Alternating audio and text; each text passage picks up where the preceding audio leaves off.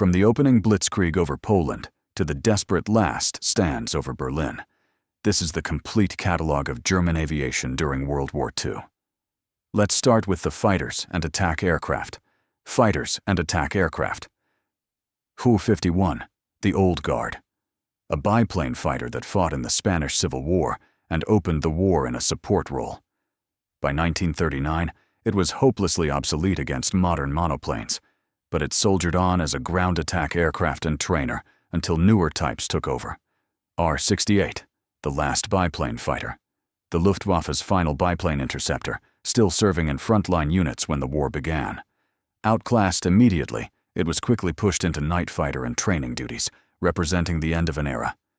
Bf-109E, the Emil, the backbone of the Luftwaffe in 1939 and 1940. It swept the skies over Poland, France, and the Low Countries, earning its pilots legendary reputations. During the Battle of Britain, it met its match. Range limitations forced it to turn back, just as the fight got good. Bf-109F, the Friedrich, the refined killer. Many Luftwaffe aces considered this the finest version ever built. Cleaner aerodynamics and a better engine made it superior to anything the Allies could field in 1941, dominating the skies over the Eastern Front. Bf-109G, the Gustav, the workhorse that bore the weight of the entire war. Produced in massive numbers, it was progressively over-engineered with heavier guns and more equipment until it became heavy and difficult to handle. But it kept fighting until the very last day. FW-190A, the Butcher Bird. When it appeared over the Channel in 1941, it shocked the RAF completely. Faster, tougher, and better armed than the Spitfire V, it gave Germany air superiority overnight and sent British planners scrambling for an answer. FW-190D, the Long Nose, the answer to Allied high-altitude fighters. Fitted with a powerful inline engine, it was one of the fastest piston fighters of the entire war. Pilots called it the Dora and trusted it completely, even in the desperate final months. T-152H, the High Flyer. Kurt Tank's masterpiece. Designed to catch high-altitude reconnaissance aircraft and bombers, it was arguably the finest piston fighter Germany ever produced. But it arrived in tiny numbers in the final weeks, too late to matter. Bf-110, the heavy fighter, Göring's so-called destroyer. Fast and heavily armed, it was meant to escort bombers and annihilate enemy fighters. Over Britain, it was massacred by nimble Hurricanes and Spitfires and had to be escorted itself. It found its true calling as a devastating night fighter. Me-410 Hornisse, the Hornet, the replacement for the failed Bf-110 in the daytime role. Better in every way, it carried heavy cannon and rockets to tear apart American bomber formations, until American escort fighters arrived and made its life very short. FW-190G, the Ground Pounder, a dedicated fighter bomber variant stripped of excess weight and fitted with bomb racks. It flew low and fast against Soviet armor and supply lines on the Eastern Front, where it was both feared and respected. HS-129, the Tank Cracker.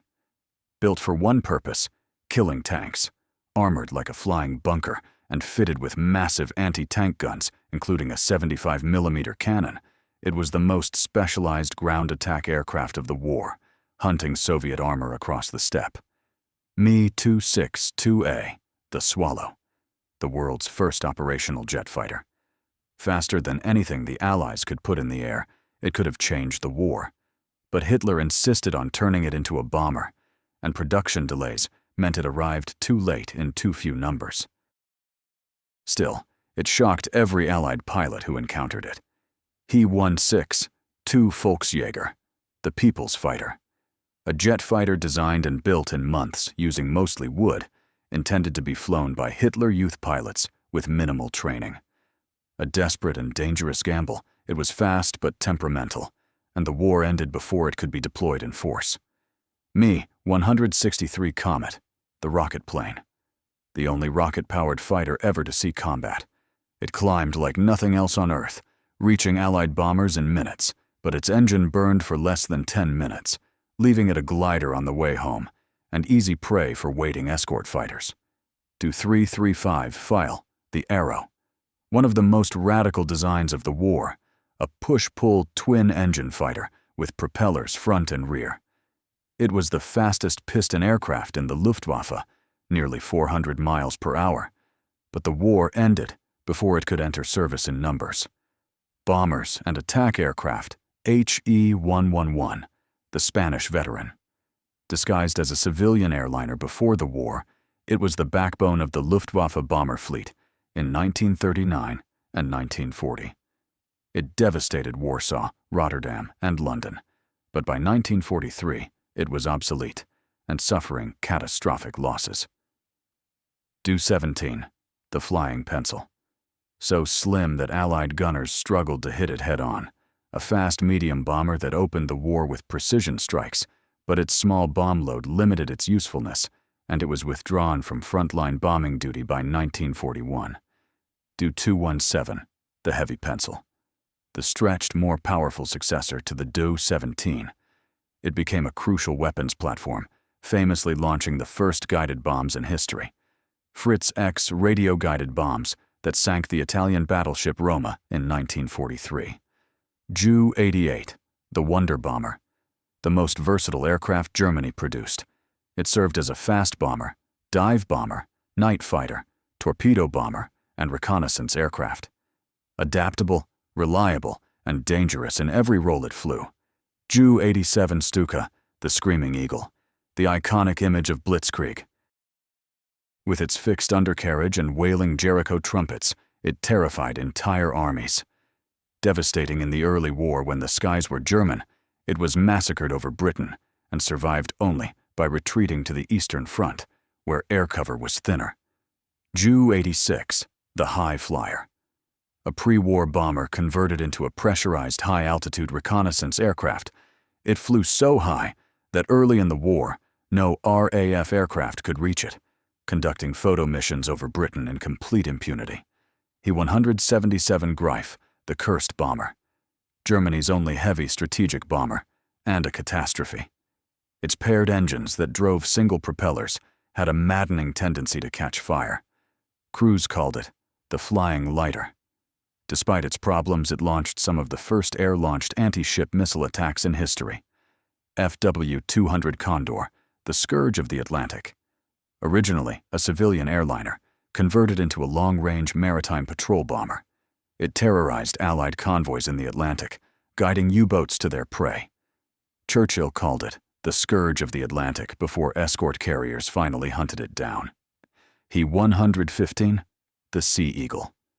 A twin-engine floatplane used for torpedo attacks, mine-laying, and maritime reconnaissance over the North Sea and the Arctic. Slow but dependable, it carried out some of the most dangerous overwater missions of the war. Ju-290, the Long Arm, a massive four-engine maritime patrol aircraft that extended Germany's reach far into the Atlantic. It flew reconnaissance missions that covered half the ocean, searching for Allied convoys for the dwindling U-boat fleet.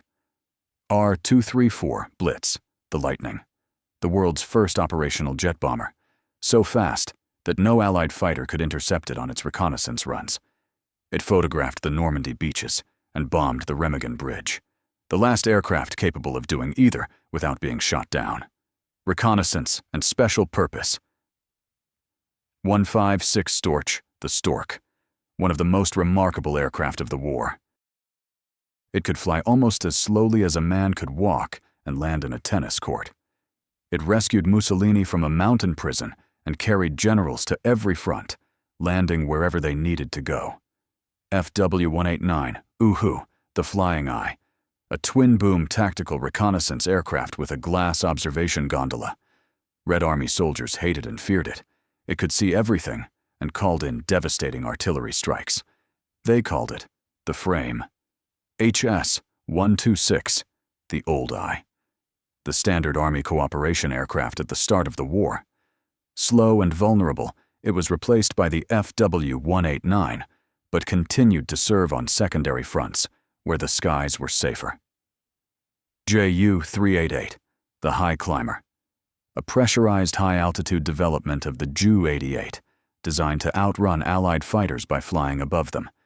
It served in reconnaissance and as a night fighter, representing some of the most advanced German aviation technology of the war. Transports and Liaison Ju-52, Tante Ju, Iron Annie. The Eternal Transport. Corrugated metal, 3 engines, and absolute reliability. It supplied the Africa Corps, dropped paratroopers over Crete, and tried desperately to supply Stalingrad. Thousands were built, and they flew until there were none left. Me-321 Gigant, the giant glider. The largest glider ever built, capable of swallowing a tank. It required a team of tow aircraft to get airborne, and was so enormous that ground crews were astonished it flew at all. Used on the Eastern Front to deliver heavy equipment. Me-323 Gigant, the powered giant.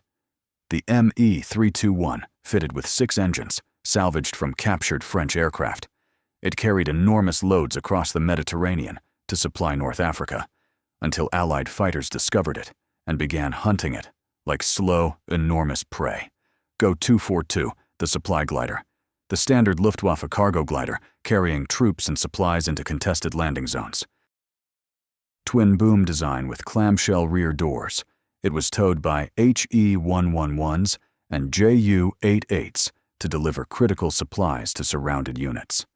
Seaplanes and flying boats. BV-138, the flying clog. A strange-looking 3-engine flying boat used for long-range maritime patrol over the Atlantic and Arctic Ocean. Ugly but effective, it guided convoys to their doom and watched over the Norwegian fjords.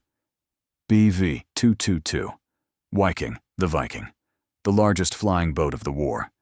Used for long-range transport and patrol over the Atlantic, it could carry over 90 passengers and cross vast stretches of ocean without landing. Only a handful were built. Du-24, the Sea Rescuer, a rugged 3-engine flying boat used for maritime rescue and patrol. It saved hundreds of downed aircrew from the North Sea and the Mediterranean, landing in rough open water to pull out survivors.